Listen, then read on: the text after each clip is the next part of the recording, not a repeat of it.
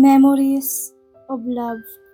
Kapag kinakausap ako ng aking ama, lagi niyang sinisimula ng usapan, sa nasabi ko na ba sa iyo kung gaano kita kamahal?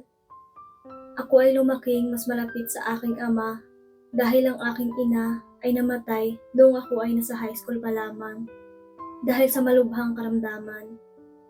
Ang aking ama ang tanging tumaguyod sa akin kahit anong trabaho ay pinapasukan niya para makapag-aral ako sa magandang eskwelahan.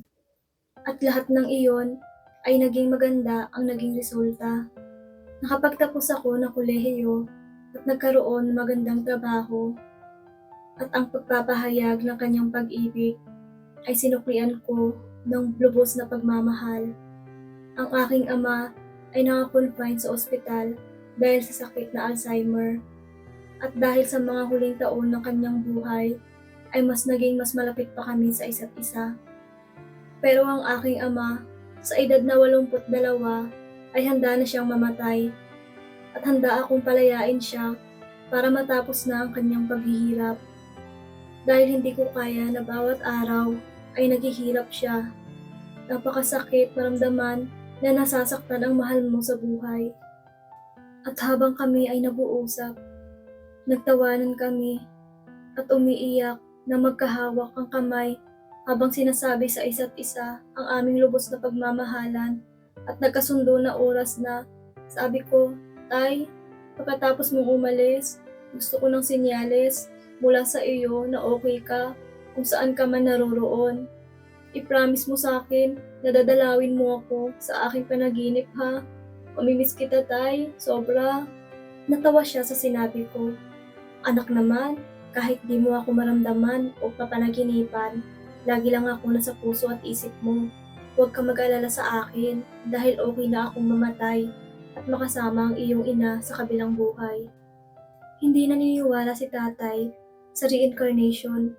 Hindi rin ako sigurado, ngunit nagkaroon ako ng maraming karanasan na nagpakumbinsi sa akin na makakuha ako ng ilang senyales mula sa kabilang buhay. Ako at ang aking ama ay malalim na magkaugnayan, kaya nararamdaman ko ang kanyang pag-atake sa puso, sa aking dibdib na sobrang nagdulot ng kirot sa aking puso. Sa sandaling namatay ang aking ama, nang magtagal ay nagdalamhati ako at ang ospital ay hindi ako hinayaan na hawakan ng kanyang kamay habang siya ay nag-aagaw buhay. Napakasakit para sa isang anak na hindi man lang mahawakan ang kamay ng kanyang ama sa mga huling sandali. Sobrang sakit, sobra akong nasasaktan. Araw-araw akong nagdadasal na may marinig mula sa aking ama, ngunit walang nangyari. Gabi-gabi ay humihingi ako ng panaginip bago ako makatulog, na sana ay dalawin niya ako sa aking panaginip. Pero lumipas ang 4 na mahabang buwan, wala pa din akong naririnig at nararamdaman mula sa aking ama, kundi ang kalungkutan sa pagkawala niya. Namatay si inay noong ako ay nasa high school pa lamang dahil sa hindi malamang sakit na kanyang nakuha. At kahit na ako ay nagkaroon na ng sarili kong pamilya at mga anak, para pa rin akong nawawalang anak.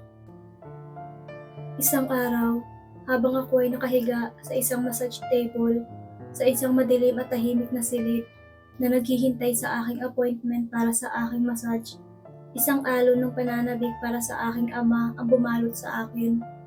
Nagsimula akong magtaka kung naging masyadong demanding ako sa paghingi ng sign para sa kanya.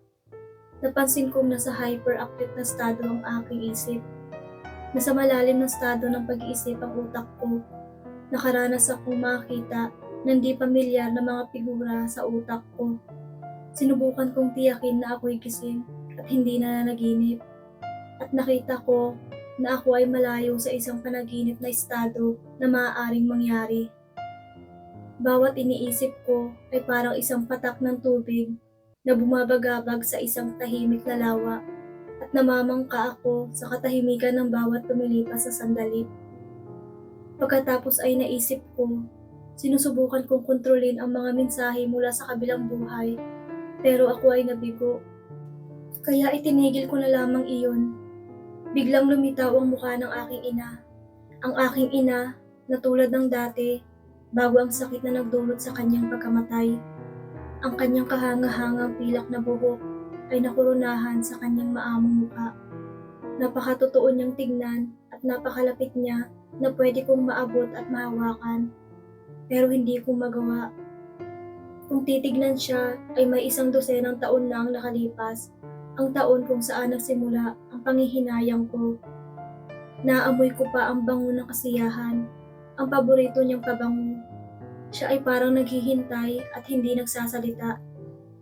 Iniisip ko kung paano nangyari na iniisip ko ang aking ama at ang lumitaw ay ang aking ina. At medyo nakonsensya ako na hindi ko rin siya hiniling. Sabi ko, "Naku, nanay, pasensya ka na at hindi man lang kita naisip. Ikinalulungkot ko na kailangan mong magdusa sa kakilakilabot na sakit na iyon." Bahagya niyang itinango ang kanyang ulo sa isang tabi na para bang tanggap niya ang sinabi ko tungkol sa kanyang paghihirap. Tapos ngumiti siya ng ngiting napakatamis at sa sandaling ito ay sinabi niya ng napakalinaw na, "Pero tanging naaalala ko lang ay ang pagmamahal." At nawala siya bigla matapos sabihin iyon. Nagsimula akong manginig sa isang silid na biglang nanlamig ako, nanlamig ang buo kong katawan at alam ko sa aking isip na ang pagmamahal na ibinibigay at natatanggap natin ay napakahalaga at ang lahat ng alaala, nawawala ang pagdurusa at nananatili ang pag-ibig. Ang kanyang mga salita ang pinakamahalagang narinig ko at ng mga sandaling iyon ay walang hanggang nakaukit sa aking puso. Hindi ko pa nakikita o naririnig mula sa aking ama, ngunit wala akong pag-aalinlangan na balang araw sa hindi ko inaasahan, siya ay lilitaw at sasabihin, "Nasabi ko na ba sa iyo na mahal kita?"